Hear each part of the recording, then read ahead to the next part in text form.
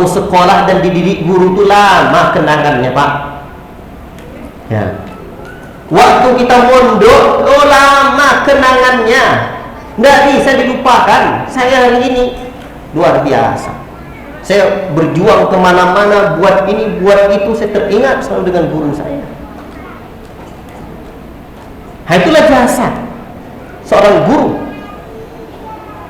Makanya guru itu apa? Patriot apa? Tak ada yang guru SD. Himne guru tahu? Hah? Itu ada kata-katanya satu yang luar biasa. Ya, apa kata-katanya? Hah? Guru itu pahlawan tanpa tanda jasa. Tapi Ustaz, guru-guru ini sekarang udah dikasih uang kan? Udah jasa itu Ustaz. Apa pula caranya? Begini Pak, saya selalu bilang ke guru-guru, sekolah dan lembaga pendidikan bukan tempat nyari uang, tapi tempat berjuang dalam tanda kutip, sebab guru-guru juga butuh uang. Betul tak Ustaz? Nah, lu kan dapat boleh pepes anak,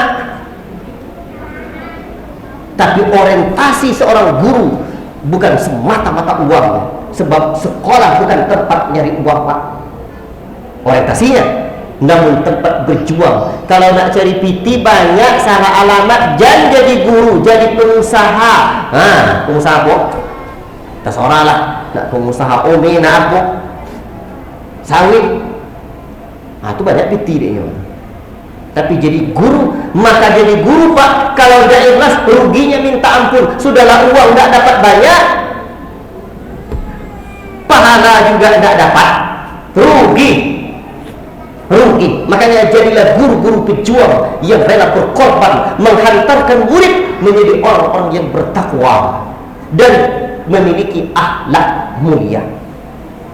Akhlak mulia ini luas Pak, lebih luas dari pendidikan karakter asli. Alhamdulillah saya punya perpustakaan di sana, di pondok itu banyak tentang penelitian saya dulu tentang pendidikan. Ya, karena saya ambil kuliah di Jakarta, tapi non formal. Kata orang-orang sana setingkat S2 program kepakaran khusus, ya, tentang ilmu pendidikan ini. Dan saya banyak mengumpulkan tentang pendidikan, kitab-kitab tentang pendidikan, dan saya betul-betul yakin bahwa pendidikan akhlak jauh lebih luas ketimbang pendidikan karakter. Karena karakter ini sebenarnya tidak berdiri sendiri. Karakter apa dulu yang dikembangkannya? Saya pernah mendapatkan satu kitab dari Maktab Jamiat Mekah Selatan, Nadratul Naim.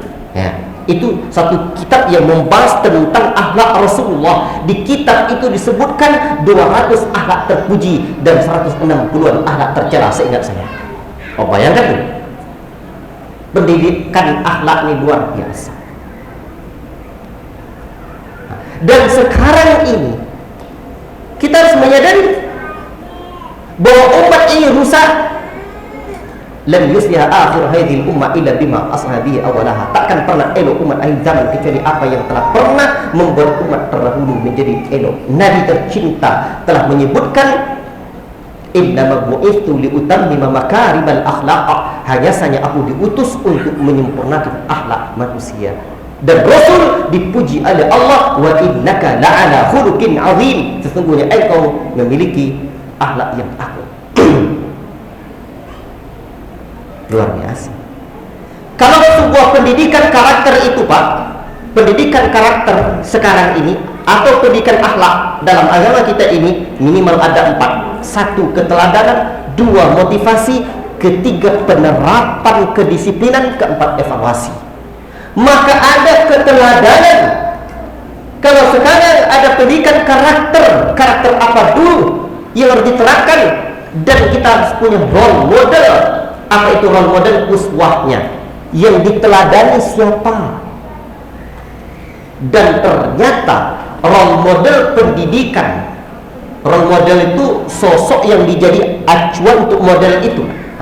Siapa yang dijadikan role model pendidikan akhlak Nabi kita tercinta, laqad kana lakum fi rasulillahi uswatun hasanah, sungguh adalah pada diri Rasulullah untuk kalian sebagai suri tauladan yang sempurna. Luar biasa, lengkap pendidikan Islam ini, Pak. Ya, tapi komprehensif. Sekarang itu sumber penyakitnya umat ini loss of adab. Apa itu? Kurangnya adab. Kurang adab. Dalam bahasa agama kita, akhlak ini juga disebut adab. Di sinilah, Pak, pendidikan SDIT itu dikembangkan oleh ustaz-ustaz kita, oleh guru-guru kita. Mungkin sedikit kadang-kadang agak lebih mahal dari sekolah lain, atau mungkin agak lebih susah. Kadang-kadang kita ada kegiatan-kegiatan atau apa, tapi ingat, itu semua kembali kepada kita. Kembali kepada kita. Iman, takwa, akhlak mulia. Kadang-kadang, Pak, kita hanya bangga anak kita pandai menjawab soal ujian, tapi kita tidak berpikir bagaimana anak kita bisa menjawab soal kehidupan. Sekarang soal ujian aja pandai, soal kehidupan tidak. Di pesantren atau di sekolah-sekolah Islam menjawab soal kehidupan ini diajarkan. Dan satu lagi, kita mesti pandai nanti menjawab soal di kuburan atau di alam kubur. Siapa kamu? Apa agama? Siapa nabimu? Allah. Baik, itulah tujuan pendidikan bangsa ini. Iman, takwa, akhlak mulia. Yang keempat, untuk mencerdaskan kehidupan bangsa. Cerdas. Berarti kalaupun disebut iptek, ingat, Pak, terakhir, ilmu di dalam Islam itu ada dua. Satu, ilmu fardu ain namanya. Ilmu fardu ain itu wajib dipelajari oleh setiap individu muslim. Haram hukumnya, berdosa kalau tidak dipelajari. Apa saja ilmu fardu ain, Ustaz? Ilmu yang membuat kita mati sebagai seorang muslim, besok kita masuk surga. Wala tamutunna illa wa antum muslimun. Dan jangan kalian sekali-kali jangan mati kecuali mati dalam keadaan muslim sejati. Maka ilmu fardu ain adalah ilmu yang membuat kita bisa masuk surga. Apa ilmu yang bisa membuat kita masuk surga? Ilmu iman, ilmu takwa, ilmu akhlak mulia. Itu, Pak, tidak bisa diwakil-wakilkan. Seperti berwuduk juga tidak bisa diwakil-wakilkan. Encoh, tolong ambil wuduk dan kecik, encoh. Tidak bisa kita minta bantu, tolong ambilkan wuduk untuk saya, Bang. Tidak bisa, kecuali kalau kita mati, baru bisa diwudukkan oleh orang. Itu pun tidak bisa kita ngomong lagi. Itu ilmu fardu ain. Di sini nih, Pak, besok anak saya mau jadi dokter, Ustaz, jadi dokter lah. Ilmu yang kedua di dalam Islam namanya fardu kifayah.